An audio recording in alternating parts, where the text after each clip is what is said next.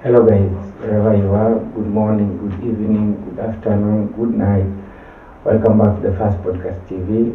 This is a show, a space where we talk about love, we talk about sex, we talk about in everything in between love, sex, and intimacy. And so today we are going to look at something much more different, something that has been always being fought by most communities, most societies. You look at the churches, they fight against it. You look at most countries, they fight against it. But now the real question is, in relation to marriage, in relation to relationship and marriage. The question is, why is it that most countries, most societies, most communities fight against this so-called gender or transgender or trans communities? So our topic today is about what is being fight most against by most people. You look at even in our houses, in our families, it's being fought against. And so before I start, I would like to ask maybe some few questions, or maybe I would like to give you a heads up, but then I would really wish you to respond to it on the comment section, or maybe you vote on our YouTube channel. The question is, do you believe that marriage can survive if one partner is a transgender? Do you think, in your own opinion, like in your own conclusion, do you think that marriage can survive if one of the partners is a transgender? And then number two is, will you mind dating, or will you be in a position to date somebody or a person who is a transgender? Those are the questions that I would like you to maybe respond in the comment section. I'll be waiting. I'll be really eager to see what your response is. But then, so that gives us a start, and so we are going to look at the transgender, the trans communities, the LGBTQ family. And so there's just a lot that is happening. And so today we are going to look at why is it that perhaps there's so much discussion about these communities.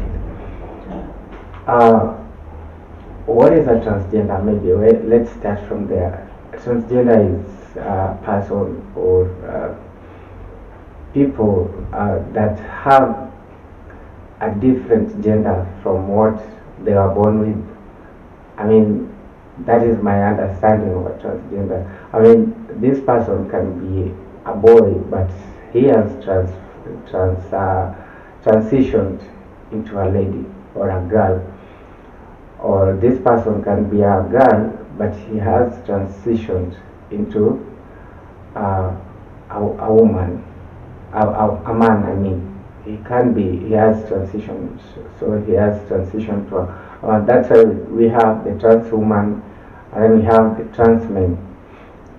So when you look at this, I mean, when you look at trans communities, there are lots of challenges that they are facing. There are several challenges that they are facing. I mean, most communities, most societies feel like they really don't belong to them. I mean, if you're a parent and then you realize that your son or your daughter is transitioning into someone that perhaps you never wish to, I mean, it's a heartbreaking thing. But then, what can you do as a parent? I mean, what can you do as a family, as a relative? Most people, most families shy off.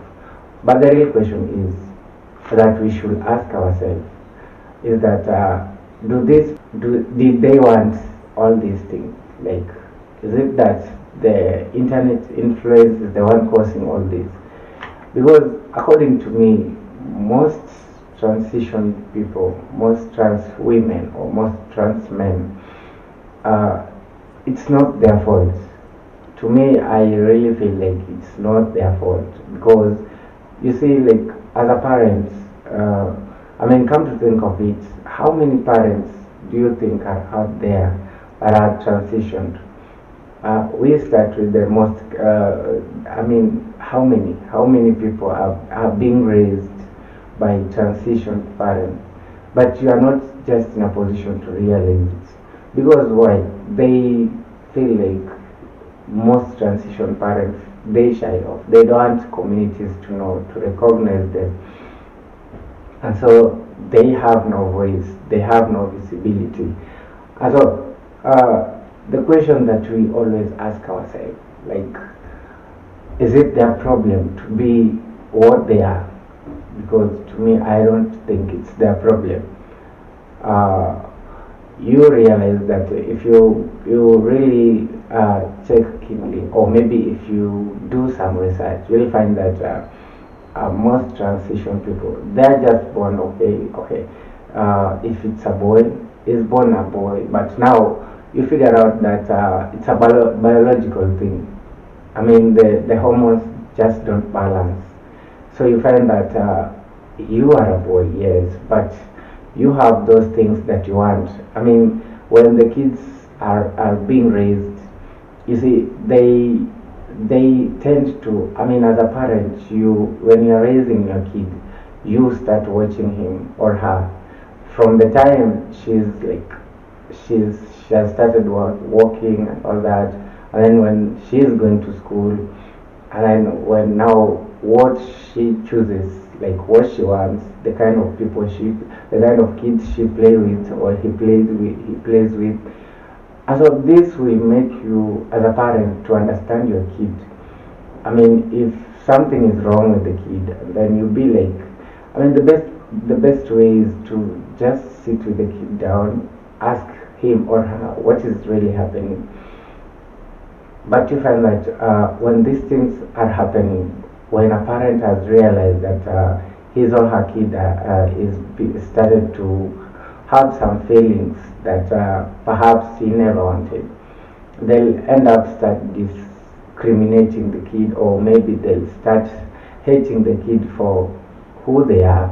But it's not their fault. I mean, it's just hormonal balance. I mean, this transition is not like their fault, you see. So these trans communities, they really face a lot of challenges. But now, before that, before we see the challenges that they are facing, let's look at what causes the transition. What is those things that, I mean, people believe, some people will take it as it's the internet influence, or it's the friends influence, or it's not that. For me, I really feel it's not the influence of the internet, or the influence of the friends, or maybe families. But then I feel like there are lots of things that causes the transition in the trans communities, or the transgender. One of the things is brain structure and development. I mean, when a kid is growing, like I've said, you've given birth to a boy, but now when he's growing, you find that the tissues, the hormones, I mean, they all change.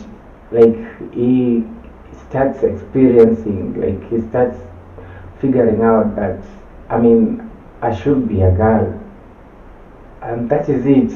Like, these things keeps on running into his mind, like, he should be born, I mean, he should have been born a girl. Like, that is the thing, he should have been born a girl. And then when these hormones keep on, like, when the kid keeps on, like, I mean, the process of the kid growing, you find that his character will totally change, because the brain has diverted the mentality from being a boy to being a girl. So, I mean, what can you do as a parent? I mean, the best thing you should do is perhaps support your kid, support that child, because if you deny him or her, and then maybe who else will accept him? That's the thing. I mean, it's not his fault. You hear about this, it's not his fault. And so, this brain structure and development, it's one of the causes that perhaps uh, can result to a transition or a transgender. The other one is the hormones, just like I've been saying, the hormones, the testosterone. You see, I mean, there are lots of, you mean, as the kid is growing, there are lots and lots of things that is perhaps changing in him. So you as a parent, as a keen parent as you are, you should be able, or you should be in a position to realize that my kid is undergoing through something. And so what can I do? Should I despise him, or should I mean, disgrace him or her, or should I support her or him? I mean, these are the things as a parent you should just consider.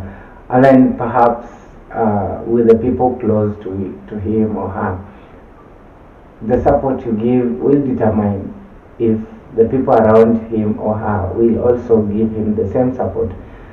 So the hormones are one of the causes that ends up resulting into gender transgender, because you find that if you are born you are born a boy, but your hormones B are like those of a girl. Like you see, I mean, you've seen these things. The hormones don't really like balance. You see, your hormones won't balance with your body, but instead they will tend to take another body, another person, another feeling. You see, so that is the thing. That is the hormones are one of the reasons or one of the causes that ends up in a person being a transgender. And so the other cause is genetics. I mean, the trans of being identified in a kid, immediately the child is born, you find that perhaps the parents, when the X and Y chromosomes and all that, you see, I mean, these are biological things. That's why I was saying it's a biological factor, because the genetics being identified, a child being born a girl, but the genetics in him is showing that he should be a girl. I mean, that is it. Or a child being born a girl, but the genetics, the chromosomes and all that are showing that this is a boy. And so you find that those are the things those are the causes. And if you are a parent and you realize that this thing is happening, I mean, what is the best? What is the best advice? What is the best thing what is your best take? And then the last one, perhaps, or maybe the other cause is the psychological and psychology and development. Whatever we've said, whatever I've been talking about, like when a kid is growing and then he realizes that I really want to be a girl. I mean, he was born a boy, but now everything that she does, everything that he does, like it's in those relationships of a girl, like those people that he's relating with, the people that he's close with, I mean, all of them, you see this thing, you study your kids, and then you realize that this is what my son wants, this is what my child wants. I mean, we all know that as a parent, you will be heartbroken when perhaps we always have expectation. I mean, if you've given birth to a boy and you feel like now I'm one of the people who can be recognized in the society, and then later on you realize that your son is adopting or is undergoing some changes that you are not happy with. I mean, you will be heartbroken as a parent. you will be heartbroken, like really, really heartbroken. But what can you do? Will you disgrace the child? Will you despise the child? Will you hate the child? Because he is your child. And so everything that begins with you. And so if you realize this thing, I mean, the society, the community, the country, I mean, there are just a lot of things. As a parent, you are the one to spearhead, you are the one to step forward uh, for being the first person in the child's life to support him, to defend him. But most parents, they get disappointed, uh, they get like frustrated, they get heartbroken, and so they feel like, let me just leave my kid because I can't take the embarrassment. Of which it shouldn't be the same. It should not be what it is. And so the other person was gender dysphoria. I mean, gender dysphoria simply means medical diagnosis for the emotional distress when a kid is when a kid is undergoing all this transition, when a person is undergoing all this transition, perhaps is being diagnosed with a medical injections whereby this will cause some pain in him or in her, and so it won't give that happiness that he wants or she wants, because at the time of transition he will be or she will be going through that pain, and so it's not really like a happy thing to say. But now it's the hormones. I mean, they have to, like, they really want to do it, so they have to go for it, and so that is another thing. And then the other one is the social influence. I mean, the media, which, okay, social influence, it let me say it brings like 10%, or it contributes to 10%, like about 10% of the gender transition, because I mean, what you see on the internet versus what you want, perhaps sometimes might be a bit different. But then, if the social influence is there, and then you start having it in your brain, you start figuring out like how you will look when you be like this instead of being like that. It's also another cause. And then the other one is the sexual harassment, like early childhood sexual harassment. You find that most people, or maybe a few individuals that have transitioned, it's because they are being mishandled, or they are being harassed sexually when they were kids, based on the gender that they were when they were kids. And so this can also contribute to that, because you realize that I mean, the best, in worst case scenarios I've had is a girl transitioning to a boy because when she was a kid, she was being sexually harassed by the people around him, the people around her, and so she was like, she couldn't take it anymore. I mean, she really didn't want to take all that, because whatever she was going through was that much. And so those are the causes of transgender, of being a trans community. But then what remains as a question is, do we really, like, after after what people that are around us are going through, or maybe after what our kids are going through, what is our take as parents? I mean, what is your take as a parent? Will you like be that person who, when the kid is transitioning, or when the kid is going through all that, you will be like, live your life. I mean, I'm disappointed in you. I'm embarrassed. I'm ashamed. I mean, will you be that kind of a person, or will you be that kind of a person who gives support to them?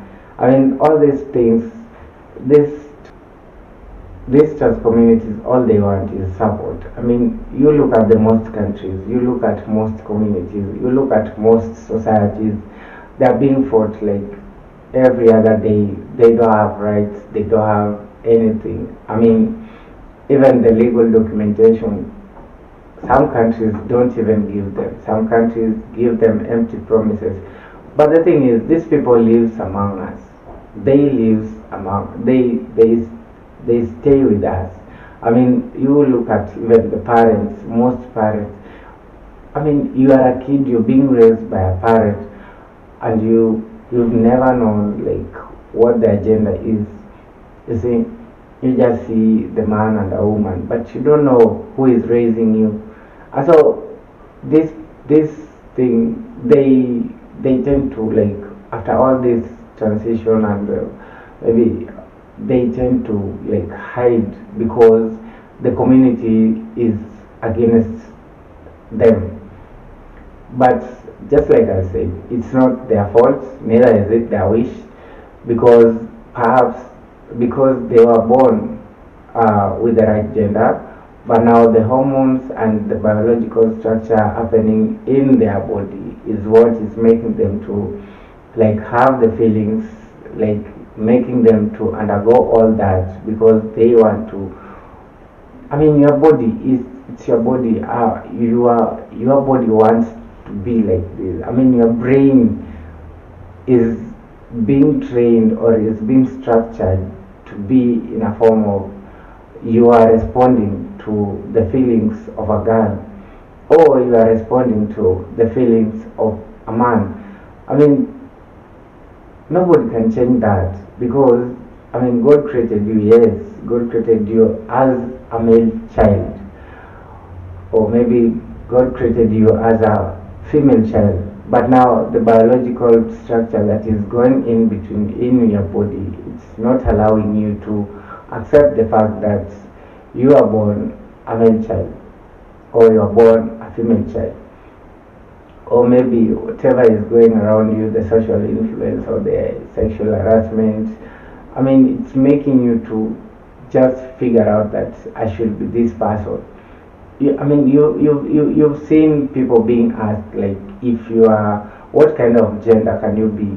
If you are now taken back to the days, or if you are now taken back to your mom's womb, most people, they always say the opposite genders because perhaps they hate the gender that they are, or maybe they don't like the gender that they are, or they love the other gender. And so, if maybe they were to do anything, they could have done, but now they don't have anything to do, or they don't have any other choices.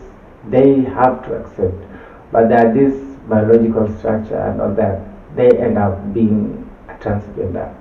And so, the best thing that we can do as a community, as a society, because even if you look at if you look at even when they are married, or because this transgender, it's not that after transitioning they be like, of course most of the time they spend alone because the community or the society don't recognize such a thing, so they end up spending all the time alone, all because all they want is being close to people. And so what they do is going to look for their communities, that is the trans communities, that is the LGBTQ family, that is the meets.com, something of the sort. I mean, they just end up in social platforms whereby they feel they can be accepted by their fellows. They feel like they can be loved, they can be protected by their fellows. I mean, they live in fear like every other day. So this is a challenge to like most of us. What do you feel like if you are, you as a parent, you as my audience listening to me from wherever you are watching? I mean, what could you do if you give birth to a child, having in mind or seeing the child as a male or seeing the child as a female, and then with the time he starts having these biological issues, and then this changes, and then he ends up being somebody that you never wished for, or maybe you never expected, or maybe you never gave birth to.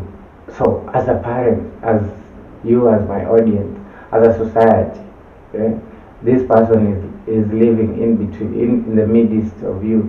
What will you do? I mean, I really wish to see those responses. What will you do as a parent, as a community, as a society? And then, if these people ends up getting married, because some of them, most of them, they end up getting married, but now they end up like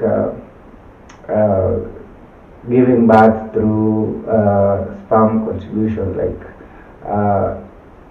they generate their sperms, and then the child is born in an incubator. That is the thing. And so, you see, I mean, they have to go through all that. But then the challenge comes in, like most of them might even end up adopting a child, because they believe marriage can still work even you doubt the legal documentation and all that. All they need is the love, all they need is the care, all they need is somebody to protect them. So they believe marriage can still work for them, because that is what they want. I mean, they want people around them. They were never born to be lonely people, but they want to be around people. They want to communicate. So that's a challenge to us, and so we have to, like, despite the challenges that those people face, despite the challenges that the trans communities face. I mean, there are lots and lots of challenges that they face. I've just mentioned just but a few, like the documentation, having a legal rights into a country, or maybe changing of the name or gender, or the name depending on the current gender, based on maybe the health, or maybe, I mean, they face a lot of challenges, being hated, being fought against like every other day, being recognized by their current gender. That's also another challenge. I mean, most of the people will maybe abuse them. I don't know. I mean, if you see somebody close to you transition to whatever you never expected, I mean, you will tend to get distance. You will tend to like go away from him or her. And so that is being isolated. Being isolated. That's the more reason what they do. I mean, they spend most of their time being alone. And so they end up finding the communities whereby they can feel happy, they can chat all day, they can talk all day, they can call one another all day, they can, I mean, they can share their thoughts and feelings. These things are happening around the world. And so perhaps communities are taking time to accept it, but I mean, most communities believe, okay, just like the churches, they believe that this is against God's creation. The same communities, they believe it's against God's creation. But then, as a person, I mean, even God created human beings. And is it that these trans communities don't pray? Is it that they don't recognize God as their Father? I mean, some of them do, most of them do. But then it's not their fault. Just like I've been saying, it's not their fault. So when they end up getting hated, when they end up getting mishandled, then they end up like being given names that they don't wish for. They end up like not being recognized in the society by the current gender they are. They end up like not getting the legal documentation because of what they are, and then they end up like facing dangers or facing one of the biggest challenge in terms of medical absorption or medical association, whereby if by any case they get emergency, and now the medical care will start looking at the documentation. Is he a male or a female? And if he's a male and he has transitioned to a female, where is the documentation? I mean, what is his name or what is her name? And so they will, before they get the treatment, they'll perhaps they won't even get the treatment. That is the thing, because they might end up dying because they're being kept. They keep on being asked their gender, their name.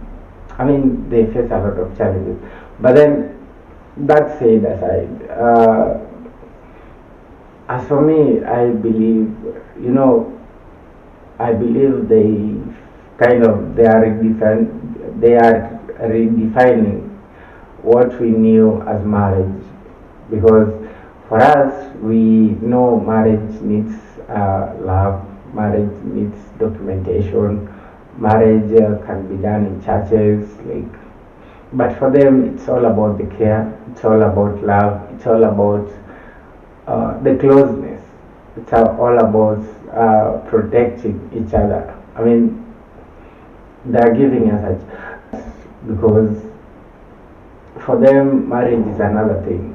For them marriage, it's all about who we are, it's all about what we are. I mean, what we have now. It's all about the care that we give one another. It's all about the love that we give one another. I mean, the protection. And so that's why, like I've said, in our midst, you might realize that a kid is being raised by a transgender family. I mean, or maybe someone was married and then he started transitioning, and perhaps the partner left him or her because of embarrassment, or because he couldn't just take it, or she couldn't just take it, and so he left or she left.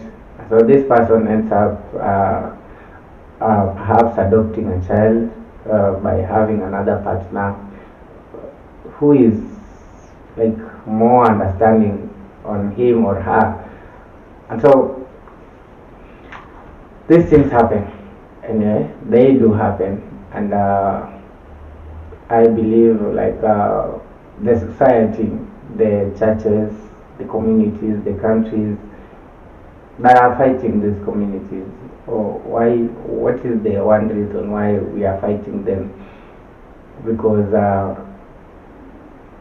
as much as we are not in that expectation, you see, it's not you are like, I've seen a video of a parent saying that I gave birth to a boy, but then at the age of around 10-12 years, the kid didn't just want to be or to have the feeling of being a boy, so he was adopting, or he was having the feelings of being a girl. And what I could do is perhaps just fight for him, because you see, such kids, even the schools, I mean, come to think of it, I mean, your kid is transitioning, maybe he's going to school and he started having these feelings, and so he really wants to be like, you see, in school, instead of using the restroom for the male, he is using for the female. Instead of perhaps using the restroom for female, he is using for male. I mean, the challenges that they are facing also in school, come to think of it, how do they survive in school? And I mean, it's a big challenge because his fellow kids will be laughing at him or at her every other time, every other day, and they will be despising him.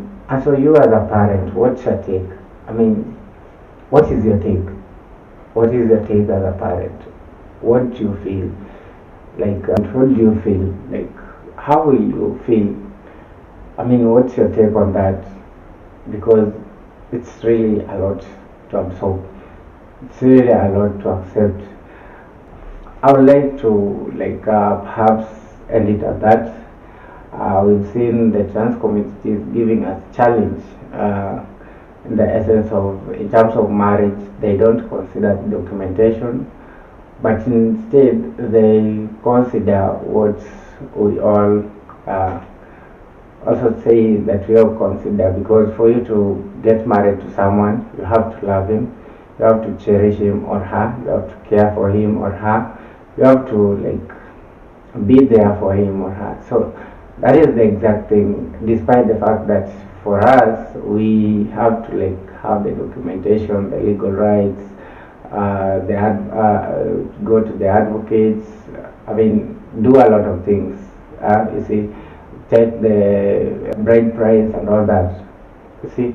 But for them, it's all about, I mean, the bride price is not there, the legal documentation is not there, the legal rights to the marriage is not there, but all they have is the love, they have the care, the love, they have the protection. I mean, they protect one another, they love being happy around each other, and so they feel like they can do it even without documentation. They feel like they can still end up being with one another without the bride price. I mean, because by the time maybe they take the bride price, I mean, you can have that picture. I mean, your son is now being given a bride price.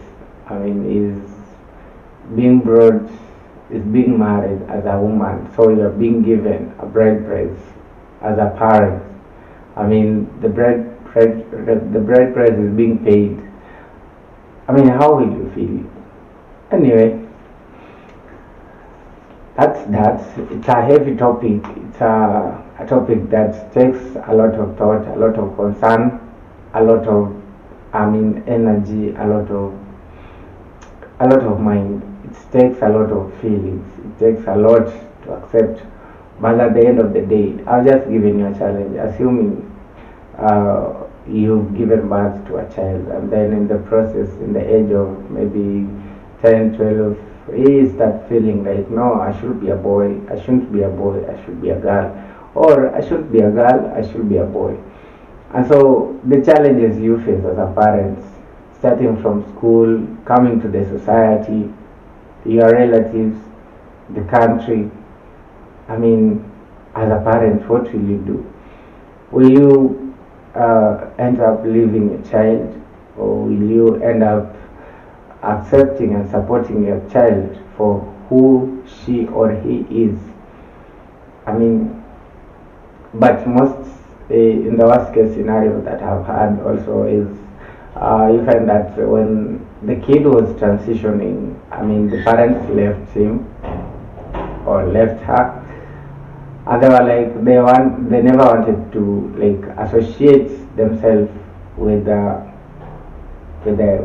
kid, and so the kid end up